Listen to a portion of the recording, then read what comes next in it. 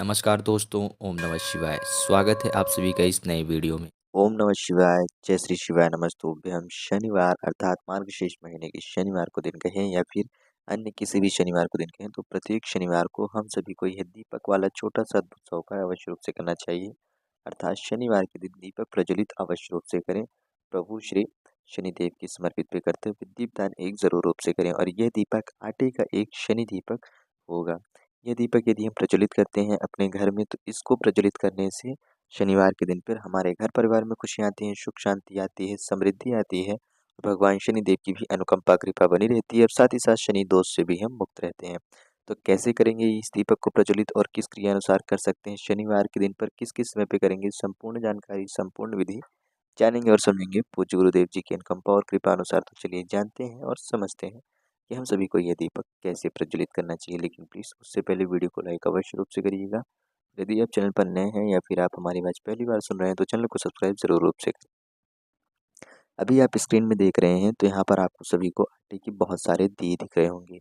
आपको इतने सारे दिए नहीं लेने हैं, बस ये इसलिए दिखाया जा रहा है कि आप आटे का जो दीपक है किसी भी क्रिया अनुसार यानी कि किसी भी डिज़ाइन के हैं, यानी कि किसी भी रूप अनुसार उसको जो है गठित कर सकते हैं।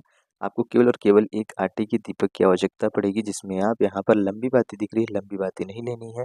आपको केवल और केवल गोल बाती का ही प्रयोग करना है आटे के दीपक के लिए। ध्यान दीजिएगा, आप गोल बाती का प्रयोग करेंगे, आटे का दीपक तैयार करेंगे, किसी भी एक आकार का आटे का दीपक करेंगे, परंतु बिना नमक के आटे का दीपक मढ़िएगा। यह जो उपाय कर रहे हैं, यदि आपको लगता है कि हमारे घर में बहुत ज़्यादा नकारात्मक शक्ति है, बहुत ज़्यादा नकारात्मक ऊर्जा है, नेगेटिविटी हमारे घर में रह रही है, यानी कि बहुत ज़्यादा हमारे घर में दरिद्रता का वास हो चुका है, तो हम सभी को शनिवार के दिन एक दीपक अवश्य रूप से प्रज्वलित करना चाहिए। इसको हम पीपल वृक्ष के नीचे भी समर्पित कर सकते हैं और अपने घर के मुख्य द्वार के बाहर भी हम समर्पित कर सकते हैं। यानी कि अपने घर के मुख्य द्वार के बाहर आएँगे, मेन गेट के बाहर आएँगे, ठीक है? वहाँ पर खड़े होंगे, घर की तरफ घूम करके और अपने राइट साइड में इस दीपक को प्रज्वलित करके रखेंगे। परंतु यहाँ पर प्रज्वलित करके ऐसे ही साधारण नहीं रख सकते, यहाँ पर एक नियम है। क्या नियम है? ध्यान दीजिएगा, जो हम इस दीपक को प्रज्वलित करके रखेंगे, वहाँ पर नियम यह है कि जब हम चाहे अपने घर पर रख रहे हों या पीपल वृक्ष के पास रख रहे हैं, शाम के समय पे ही कर रहे हैं इस उपाय को, शनिवार के दिन पर, ठीक है? अपने घर से हर प्रकार की जो नेगेटिव एनर्जी है, नकारात्मक ऊर्जा है, उसको बाहर करने के लिए, ताकि हमारे घर में सुख, शांति, समृद्धि बनी रहे। शनिदेव की कृपा से किसी भी प्रकार की नकारात्मक ऊर्जा जो है, वह हमारे घर में प्रवेश न करे। जो दरिद्रता का वास है, वह हमारे घर में ना हो, दरिद्रता हमारे घर से दूर बनी रहे।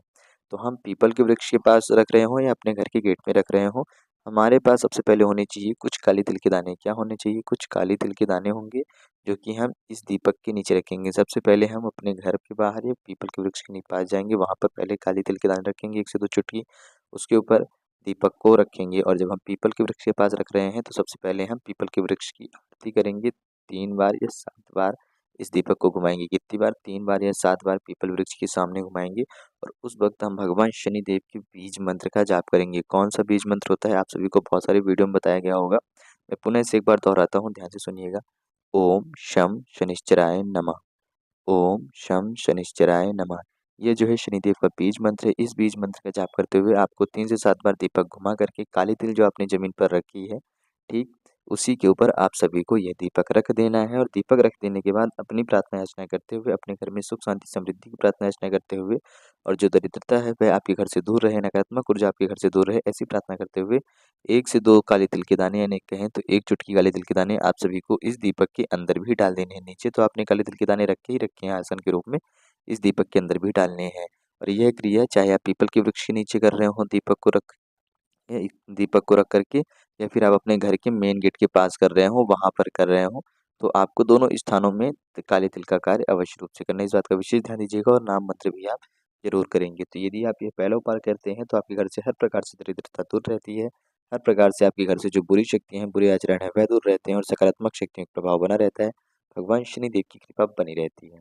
तो ये छोटा-सा उपाय ज़रूर रूप से करिएगा हर शनिवार के दिन पे संध्या के समय पे। तो शाम के समय पे आप सभी इस उपाय को कर सकते हैं। प्रदोष काल से आप सभी इस उपाय को रात्रि के 9 साढ़े 9 बजे तक में कभी भी कर सकते हैं, इस बात का विशेष ध्यान रखें। बात करते हैं हम अपने अगले उपाय की, तो जो हम सभी का अगला उपाय है, यदि हमारे घर में कोई व्यक्ति बहुत ज़्यादा बीमार रहता है, बहुत ज़्यादा रोगी रहता है, बहुत ज़्यादा पीड़ित रहता है, ग्रसित रहता है, यानी कि कोई भी एक ऐसा व्यक्ति जिसकी वजह से हमारे घर में जो बीमारी है वह समाप्ति नहीं होती है, तो उसके लिए हम सभी को एक उपाय ज़रूर रूप से करना चाहिए। एक लोटा लेंगे, यानी कि एक स्टील का पात्र लेंगे, ग्लास कह सकते हैं, कटोरी कह सकते हैं, लोटा कह सकते हैं, उसमें जल भरेंगे, ठीक है? एक जल सम्मिश्रित यानी कि एक जल से भरा हुआ लोटा या ग्लास लेंगे, उसमें हम 1 से 2 बूंद इत्र की डालेंगे। क्या करेंगे? 1 से 2 बूंद इत्र की डालेंगे। यदि गंगा जल हो तो गंगा जल का भी मिश्रण इसमें कर लीजिएगा 1 से 2 बूंद, यदि गंगा जल नहीं तो कोई बात नहीं, केवल आप इत्र डालिएगा। इसको लेकर कहाँ पहुँचेंगे? अपने नज़दीकी किसी भी पीपल वृक्ष के समीप, यानी कि किसी भी नज़दीकी पीपल वृक्ष के पास आपको पहुँचना है। पीपल वृक्ष के पास पहुँच जाएँगे। अब जब पीपल वृक्ष के पास पहुँचेंगे तो या तो आप अपने साथ में एक कोई सा भी खाली पात्र लेकर के जाएँ, या किसी एक ऐसे व्यक्ति को लेकर के जाएँ जिसके पास खाली पात्र हो, ठीक है? साथ में लेकर जा सकते हैं। केवल आप किसी को नहीं ले जा रहे हैं, अकेले ही कर रहे हैं, तो आप केवल एक खाली पात्र लेकर के जाएँ। लेकिन खाली पात्र ले जाने से पहले जिसमें आपने इत्र डाला है और गंगा जल की कुछ बूँदें मिलाई हैं, इस जल के पात्र को उस व्यक्ति से एक बार स्पर्श ज़रूर कराएँ, जो कि हमेशा रोगग्रस्त है, जो कि हमेशा यानी कि पीड़ित रहता है, ग्रसित रहता है, बीमार रहता है, उससे। स्पर्श करा लिया है, जल के पात्र को लेकर के पीपल वृक्ष के समीप पहुँच चुके हैं। संध्या का समय है, ठीक है, सूर्यास्त के बाद प्रदोष काल का समय कह सकते हैं, प्रदोष काल के बाद का भी समय कह सकते हैं, उस समय पे भी कर सकते हो आप। पहुँच करके सबसे पहले क्या करिएगा, ये जो इत्र वाला जल है, ये आप पीपल के वृक्ष में समर्पित करेंगे।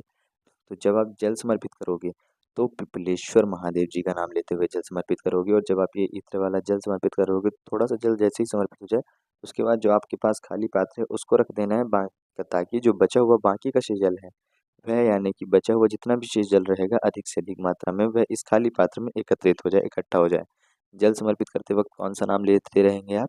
पिपलेश्वर महादेव जी का नाम लेते रहेंगे। जल समर्पित कर दिया, इकट्ठा हो गया, पीपल के वृक्ष को आपने प्रणाम किया, भगवान शनिदेव को प्रणाम किया, भगवान वासुदेव को प्रणाम करा, उनसे उस बीमार व्यक्ति के जीवन से जो रोग की समस्या है, उसके लिए प्रार्थना याचना करी। अब उस जल को लेकर के आप घर आ जाएँगे। जैसे ही आप इस जल को लेकर के घर आते हो, तो जब वह व्यक्ति जो भी व्यक्ति बीमार है या पीड़ित है, जैसे ही वह संध्यारात्रि के समय पे सोने के लिए जाता है, तो आप ये जो इत्र वाला और गंगा जल मिश्रित वाला जल आप पीपल के वृक्ष के से लेकर के आए हैं, इस जल का उसके शरीर पर यानी कि लगाएँगे, छेलेपन करेंगे कह सकते हैं। जिस भी स्थान पे उनके यदि कहीं दर्द हो, रोग हो, पीड़ा हो, समस्या हो, वहाँ पर लगाते वक़्त आप सभी को अवधूतेश्वर महादेव जी का नाम लेना है। क्या नाम लेंगे? ध्यान दीजिएगा, अवधूतेश्वर महादेव जी का नाम लेकर के इस जल को यदि आप अपने शरीर के किसी भी अंग में लगाते हैं, तो वहाँ से आपके जो भी रोग से संबंधित यानी कि जो कष्ट है, जो पीड़ा है, जो दर्द है, वह आपका धीरे-धीरे समाप्त होना प्रारंभ हो जाएगा। इसको आप डेली डाली सकते हैं, ठीक है? शनिवार के दिन लगाया करा शनिवार को लगाया, जितने दिन तक जल बचा है, तो आप डेली रात्रि को लगा सकते हैं और पुनः से अगली बार जाकर के शनिवार को ला सकते हैं।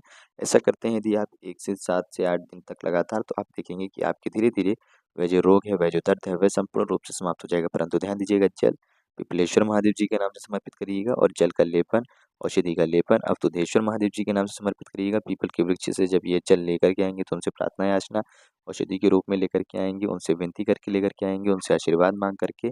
और कुछ लोग क्या करते हैं कि पीपल को जल समर्पित करते हैं, पूजा अर्चना करते हैं, पीपल की परिक्रमा करते हैं। परिक्रमा करनी चाहिए, परंतु केवल और केवल सुबह के समय पे ही परिक्रमा की जाती है। संध्या के समय पे यानी कि शाम के समय पे पीपल की वृक्ष की परिक्रमा नहीं की जाती है। तो सारे उपाय शाम के हैं, और आप शाम को पीपल के वृक्ष की परिक्रमा नहीं करेंगे। इस बात का विशेष रूप से ध्यान दीजिएगा। तो यह तो हो गए हम सभी के 2 छोटे-छोटे उपाय। पहला, हमारे घर से हर प्रकार से नेगेटिव एनर्जी, दरिद्रता दूर रहे, भगवान शनिदेव की कृपा से।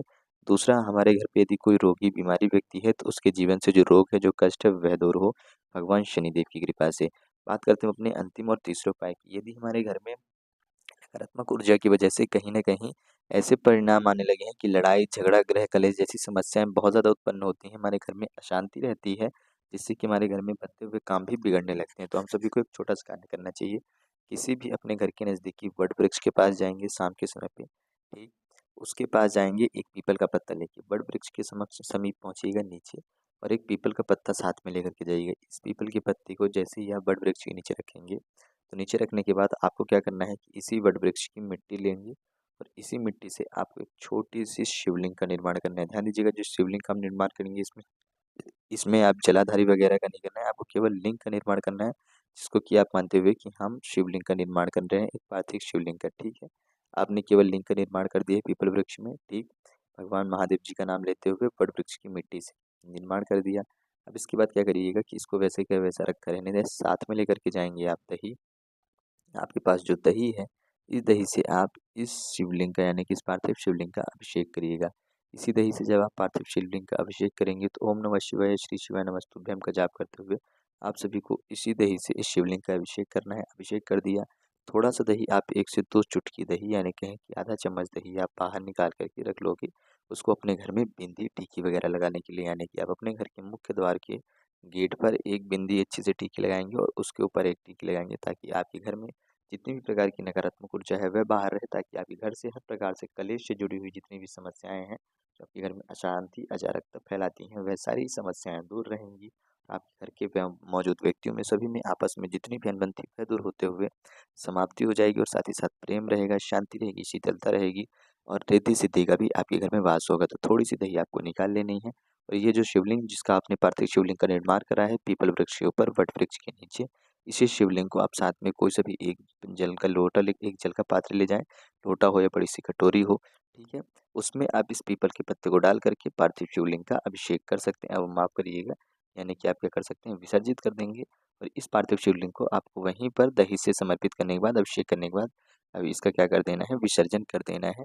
यदि आप विसर्जन इतना कर देते हैं, वट वृक्ष के नीचे पार्थिव शिवलिंग का निर्माण करके उसमें दही समर्पित करते हैं, शिव जी को याद करते हैं, वट वृक्ष को प्रणाम करते हैं, शिव जी को प्रणाम करते हैं, संध्या समय पे शनिदेव को प्रणाम करते हैं। केवल शनिवार की ही रात्रि को यह उपाय किया जाता है, और उसके बाद इसी शिवलिंग का आप अभिषेक कर देते हैं, तो आपके घर से हर प्रकार की अराजकता समाप्त होती है, आपके घर से हर प्रकार की समस्याएं दूर होती हैं, रिद्धि सिद्धि, और आपके घर में अष्टलक्ष्मी का भी प्रवेश होता है, शनिदेव की अनुकंपा कृपा होती है, शनि रोग भी दूर होता है, शनि कष्ट भी दूर होता है, और आपके घर में सुख शांति समृद्धियों का भी वास होता है। तो ये छोटा सा अद्भुत सा उपाय जरूर करिएगा, ताकि आपके घर से हर प्रकार से कलेश जैसी समस्याएं दूर हों, और आपके घर में शीतलता और शांति संपूर्ण रूप से बनी रहती है। छोटे छोटे अद्भुत से 3 विशेष उपाय बताए गए हैं, ये तीनों उपाय आप सभी को प्रत्येक शनिवार के दिन पर अवश्य रूप से करना चाहिए। तो शनिवार के दिन पर दीपक प्रज्वलित करने वाला, दही वाला, और किस प्रकार से अपने घर से हर प्रकार से जुड़ी हुई समस्याओं को दूर करते, बीमारियों को दूर करते भी ये उपाय कर सकते हैं शनिवार के दिन। तो संपूर्ण बातें, संपूर्ण जानकारियों के ऊपर बहुत ही अच्छे से, बहुत ही सरल और सहज तरीके से चर्चा की गई है पूज्य गुरुदेव जी की अनुकंपा कृपा एवं उन्हीं के आदेशानुसार। तो उम्मीद करते हैं कि आप सभी को समझ में आएगा यह उपाय कि कैसे करना था और किस क्रिया अनुसार करना था। यदि कुछ प्रश्न हो तो कमेंट में ज़रूर पूछिएगा, और वीडियो को लाइक और चैनल को सब्सक्राइब अवश्य रूप से करिएगा। जय श्री शिवाय, नमस्तुभ्यम, हर हर महादेव, ओम नमः शिवाय।